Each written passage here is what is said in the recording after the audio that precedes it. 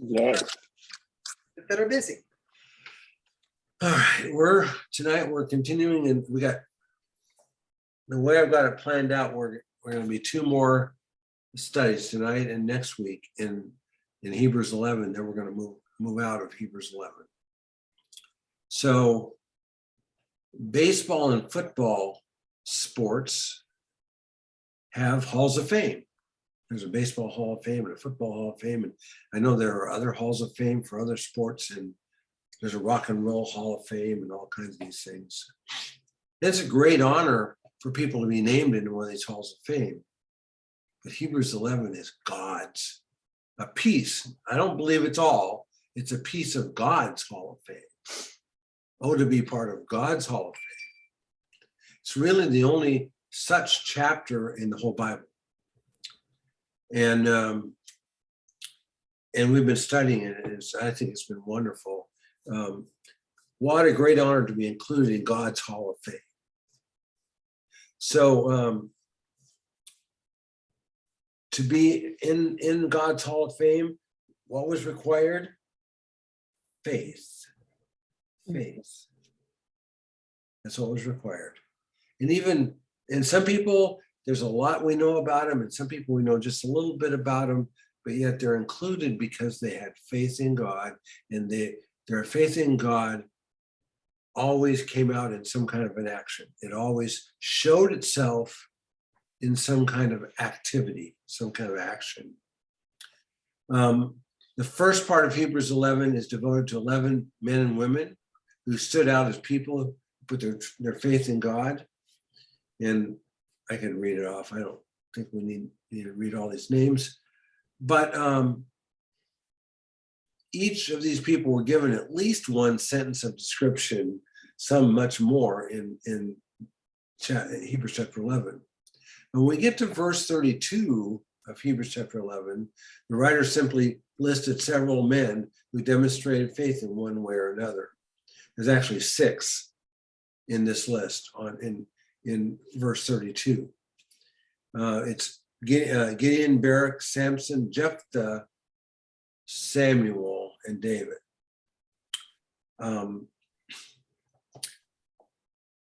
What I plan to do tonight is focus on Gideon, Barak, Samson, and Jephthah.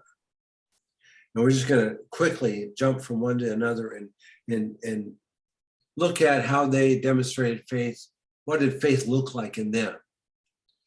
We're not going to study Samuel and David at this time in this study, just because there's so much.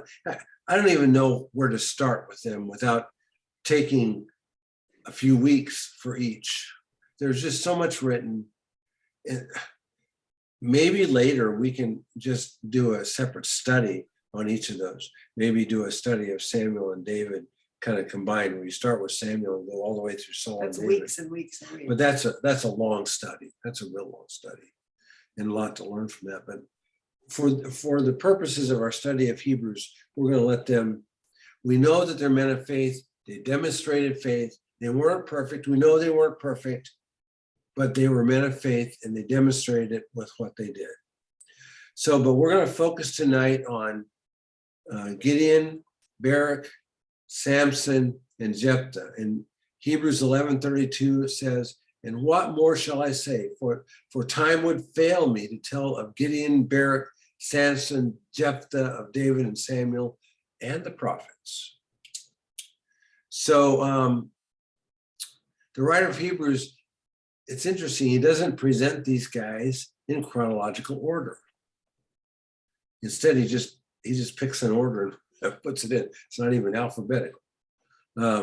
Barak in Judges comes before Samuel, Gideon, and of course Samuel comes before David. And so they're kind of mixed up. And there's a lot written about David and Samuel in the Bible. There's a little bit more about Gideon and Samson than the other two. And then there's very little written about Barak and Jephthah. But we're going to discuss these men in the order Hebrews presented them. So we're going to start with Gideon. And Gideon is found in Judges chapter 6. Gideon's an interesting guy. He's a really interesting guy. He didn't begin with a lot of faith in God.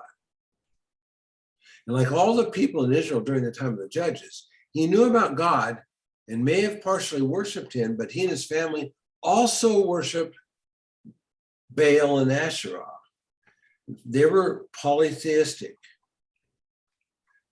God says, I am one. You are to worship me and no one else. But they weren't. They were worshiping God and the other gods. We know that from Judges chapter 6, verse 13, and then also verse 25. If someone would turn to Judges chapter 6 and read verse 13 and then read verse 25.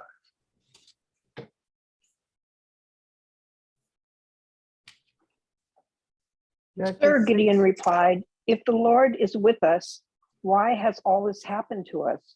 And where are all the miracles our ancestors told us about? Didn't they say the Lord brought us out of Egypt?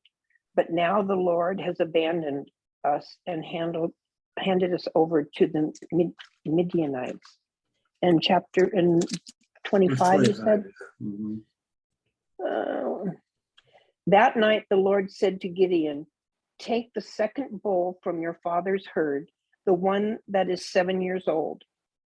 Pull down your father's altar to Baal and cut down the Asherah pole standing beside it. Okay, so Gideon knew about all the great things that God had done for Israel and says, why aren't you still doing that? What happened?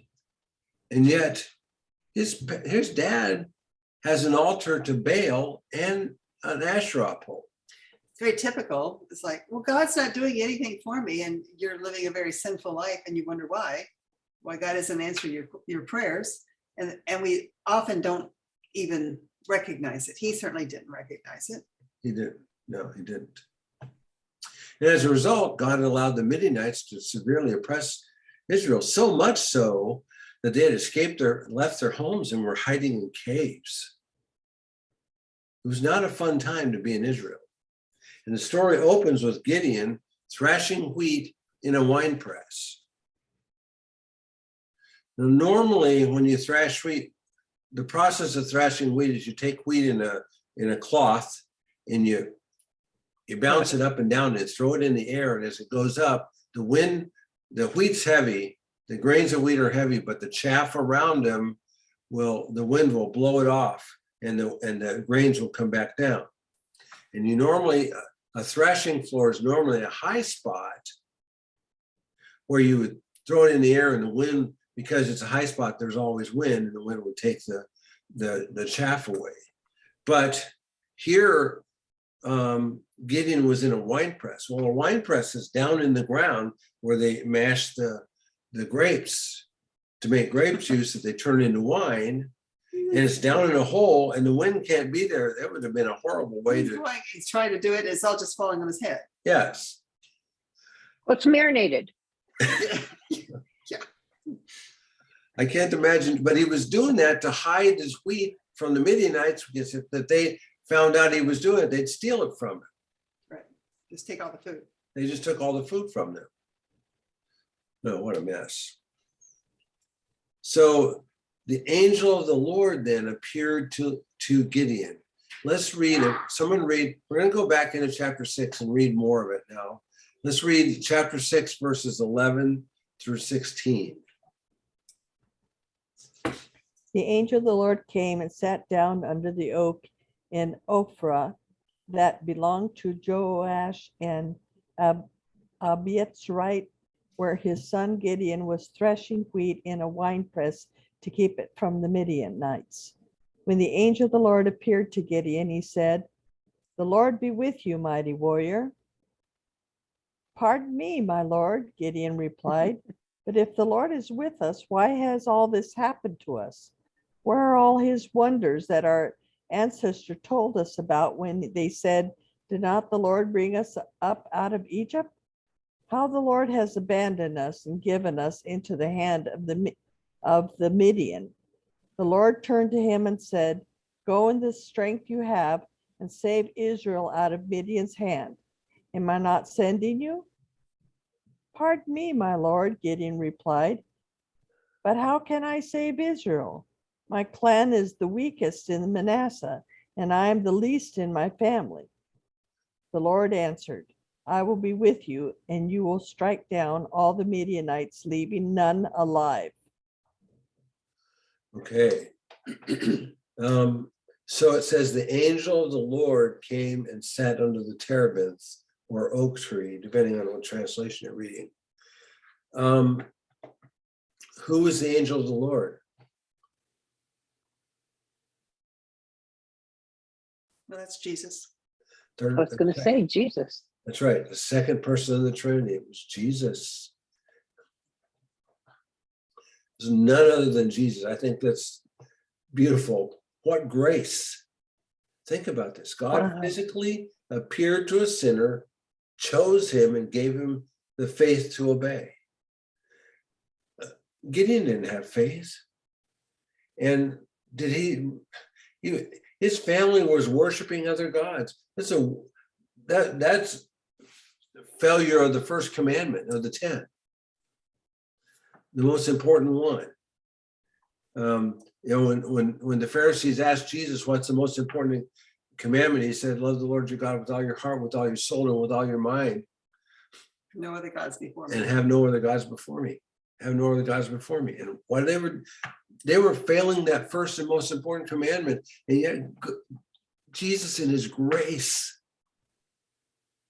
came to Gideon and chose him, even though he was a sinner. What But is Jesus is so like that. Look at the woman of the well. She was in no position. Yeah. Well, look at me. Look at all of Yeah, us. exactly. He chose us knowing who we were and knowing who we would become. He chose us. It's a beautiful thing, I think. And we know that he was a sinner because God later told him to tear down the altars to the other gods. So we could really spend a lot of time talking about Gideon. He was really bound up with sin. He had grown up with it. It was ingrained in his culture. But when God called him, Gideon left it behind and began to obey God. And Gideon obeyed tentatively at first. As you read the story, he was very tentative. But his obedience got stronger and stronger as his faith increased.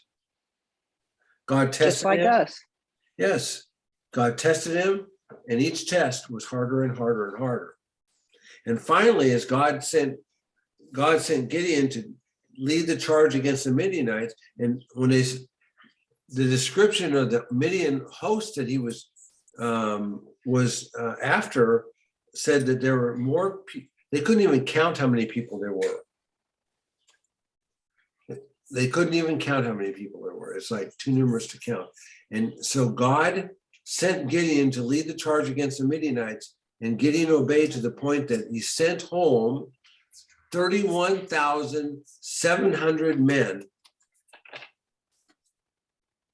and went to fight the Midianites with only 300. And my sister-in-law calls it the trumpet section.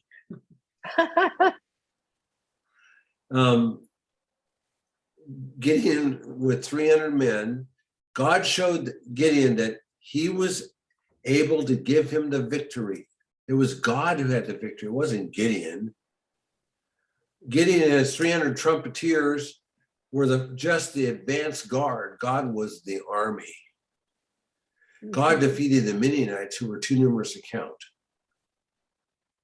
He caused them to fight each other and just destroyed each other. What a wonderful story that is. We can be like Gideon. God will always have the victory. The problem is sometimes God's victories don't look like victories to us because we have our own ideas what victory is going to look like. But God in his sovereignty knows all. But God always wins, always. He never loses because he's perfect. He's all powerful. I like the fact that in verse 17 where he says, the Gideon's like, if you really are the Lord, don't go away. Let me go get my offering and come back. Don't leave until I come back with an offering. And Jesus says, I'll be here.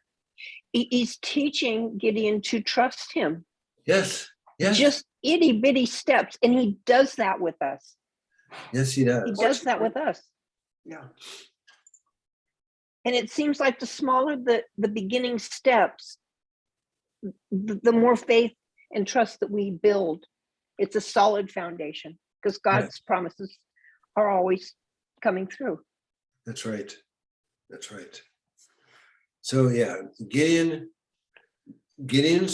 what did Gideon's faith look like? He did what God told him to do. It looked like obedience. He did what God told him, to the point where he thinned his army down to 300 against a foe that they couldn't even count. And he believed that God was going to give him the victory. That's faith. That's faith in action. Faith is believing.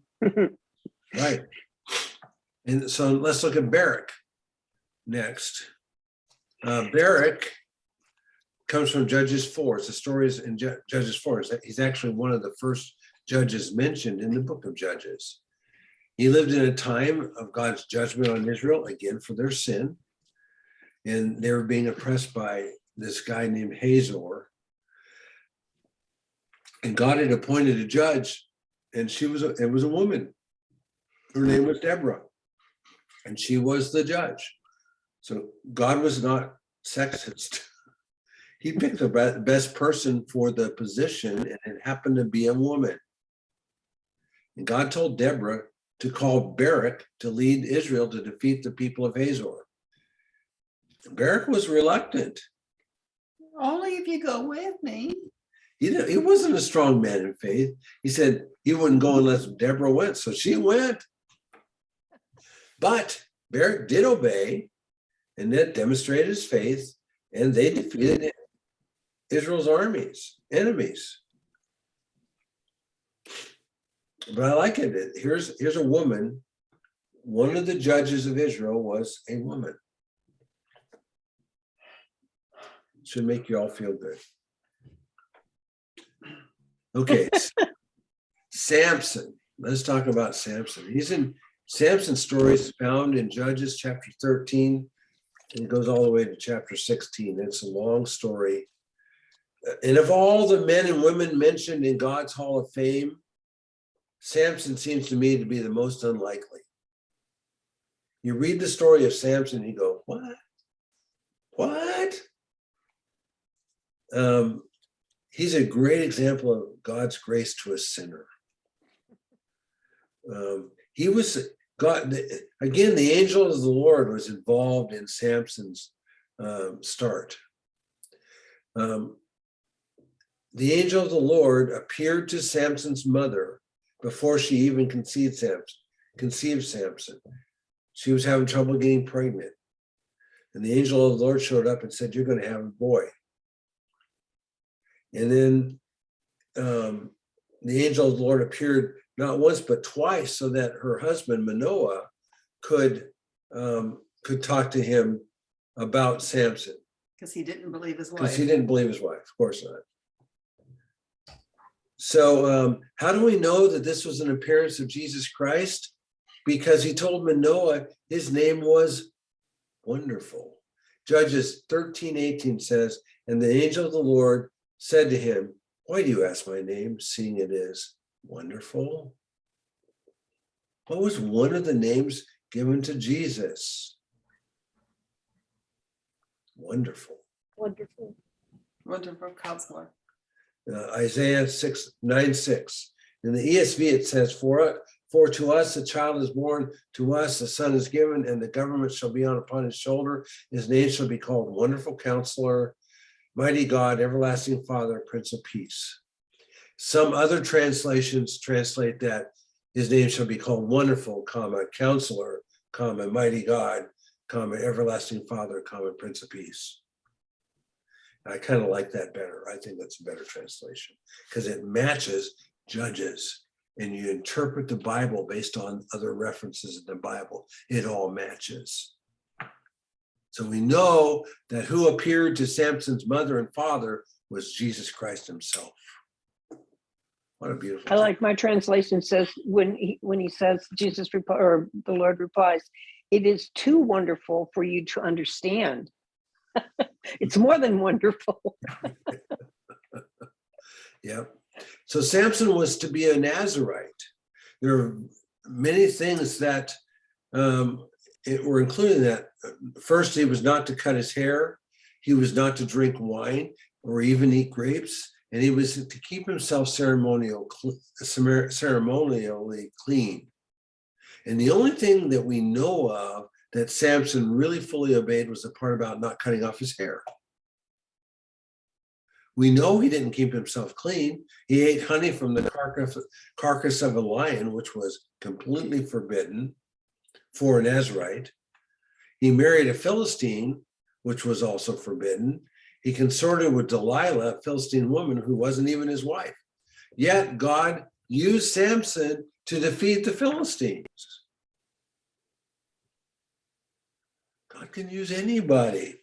It's interesting that in learning about Samson, he did all these things, and some of them are pretty stupid. Sometimes he was incredibly brave and very strong and stuff, but it just kind of gives you glimpses of him. But yet he judged Israel for what, 20 years? Yeah, 20 years. So most of what he did is not recorded. So interesting guy. I think Samson's faith came more at the end of his life. Delilah had betrayed him to the Philistines. They finally cut off his hair, and the Philistines subdued him and blinded him and imprisoned him. But while in prison, Samson did a lot of thinking, and I believe he got himself right with God. And so when the Philistines decided to bring Samson out to make fun of him, he couldn't see. okay, you get down. And Samson asked God to return his strength one last time. And then he asked God, and he believed that God would do it, because he asked the young boy that was helping him to put his hands on the pillars of the building that supported the building. He knew they had to be there, even though he was blind. And when the young man did that, he pushed and brought the house down, literally, and killed like 5,000 people in one stroke. He killed more Philistines in that last stroke than he did during the rest of his lifetime. But where was his faith? He asked God to return his strength, and then immediately acted, believing that God was going to do that. He trusted God, and his action turned out, he lost his life for it, but he went home to be with God as an obedient servant of God. Believing in God. Yeah. Believing. Yes. I think that's really key. What a way to, if you're going to go out, let's go out that way. And then we get to Jephthah in Judges chapter 11. He was another unlikely member of God's Hall of Fame. He was the son of a prostitute. His father was Gilead, a leader in Israel. I think he was from the tribe of Manasseh. And Jephthah's brothers drove him away because he was the son of a prostitute, not of their mother. But it's clear from Judges 11 that Jephthah revered God regardless of his beginnings. So when the people of Gilead sent for Jephthah to come and lead them against the Ammonites, who were oppressing them because of their sin, again, this is Judges, Jephthah went to Mizpah and presented his case to God. And God, obviously, when you read Judges 11, you see it's clear that Jephthah knew a lot about what God had done for Israel, and he acted trusting that God would give them the victory over the Ammonites, and they did. Even though Jephthah was fighting the Ammonites with many fewer friends than fewer fighting men than the Ammonites had, he was able to defeat the enemy, of course, with God's help. He was trusting that God would help him, and he did. So his faith, again, faith was demonstrated by his action. And he ended up another one of these unlikely men to end up in the Hall of Faith, but he's there. He's there. So belief is really an action word. It is. Faith is an action word. It is very much an No, action. belief. Belief and faith Believe. is basically I have the same faith thing. in it, but to put your trust in it and act on it is to believe that it will happen. Yes, that's You right. can say, Well, oh yeah, it's capable, but yeah. there's no So buts. it's kind of the word believe and faith are so interlocked together. Mhm. And we can say that we believe, we can say that we have faith, but if we don't act on what we say we believe in, Just words. it's just words. Yeah. I can say, I believe that this chair would hold me up, but if I never sat on it, you would think, does he really believe it's going to hold him up when he sits on it? Why is not sitting on it? There's no proof that I ever, what proves that I believe that this chair will hold me up is I sat in it. What proves that I have faith in God is that he tells me to do things and I do them. Right. The obedience part. It's the obedience. That's why I've always said it. Faith looks like obedience. Always. It looks like obedience. So we talked about tonight,